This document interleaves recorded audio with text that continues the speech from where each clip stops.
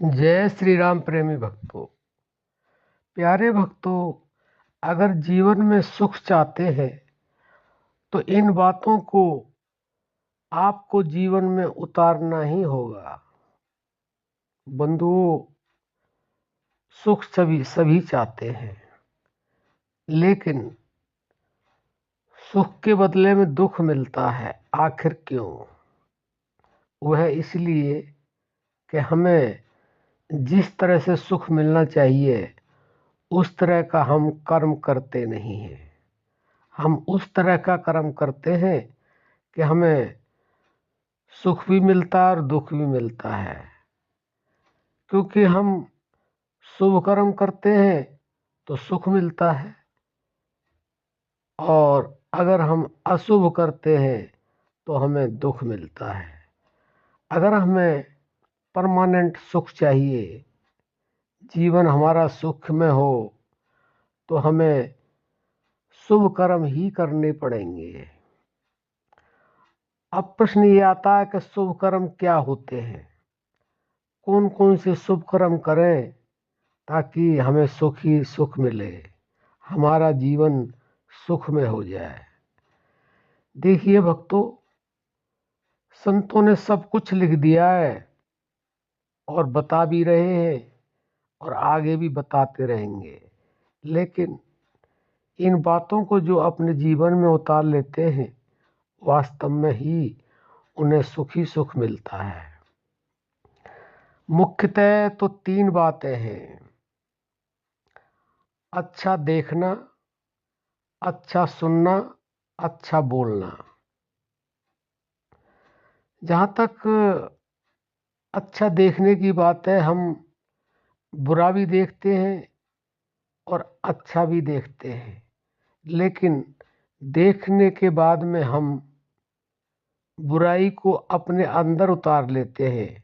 जबकि हमें बुराई अगर नज़र आई तो हमें बुराई की तरफ ध्यान नहीं देना चाहिए, उसको इग्नोर कर देना चाहिए।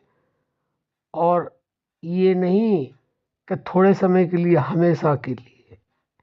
जो अच्छाई हमें आँखों से नज़र आई है उसको अपने जीवन में उतार लेना चाहिए। जो इस तरह से अपनी आँखों से देख करके अच्छाई को अपने जीवन में उतार लेते हैं, उन्हें कभी दुख प्राप्त नहीं होता है। दूसरा है सुनना। सुनने पर भी यही होता है। आपने कुछ गलत सुना, कुछ सही सुना, तो जो आपने गलत सुना उसको बिल्कुल इग्नोर कर दीजिए 100%, और जो आपने अच्छा सुना उसे अपने जीवन में उतार लीजिए। अगर आपने अपने जीवन में अच्छाई सुन करके और अपने जीवन में उसको उतार लिया, ग्रहण कर लिया, उसको ही सब कुछ मान लिया, तो आपके जीवन में कभी दुख आएगा नहीं। तीसरा है अच्छा बोलना। आपके साथ कोई भी परिस्थिति हो, गरीबी हो, चाहे समय खराब हो, या सामने वाला कोई दुष्कर्मी हो, या कोई व्यभिचार करने वाला हो, आपने गलत बोलना ही नहीं। आपने उसको वाणी से सही ही बोलना है, अच्छा ही बोलना है, मधुर ही बोलना है। तो आपको सुख ही मिलेगा, दुख मिलेगा नहीं। अगर आपको किसी ने अपनी वाणी से और गलत बोल दिया, कोई अपशब्द बोल दिया, और आपने उसके बदले में अपनी वाणी से उसके बदले में 2 4 10 5 और ज़्यादा बुरा बोल दिया, तो आपको दुख मिलेगा। अगर आपने उसे सही स्वीकार कर लिया, उसकी वाणी का जवाब मधुरता से दिया, तो आपको सुख ही सुख प्राप्त होगा। इसमें बिल्कुल भी संदेह नहीं है।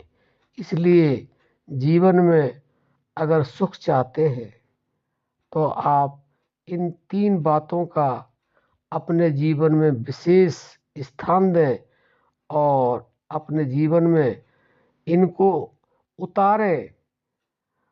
जिस समय से आप उतारना शुरू करेंगे, आपके दुख कम होते चले जाएंगे और सुख आपके अंदर आता चला जाएगा।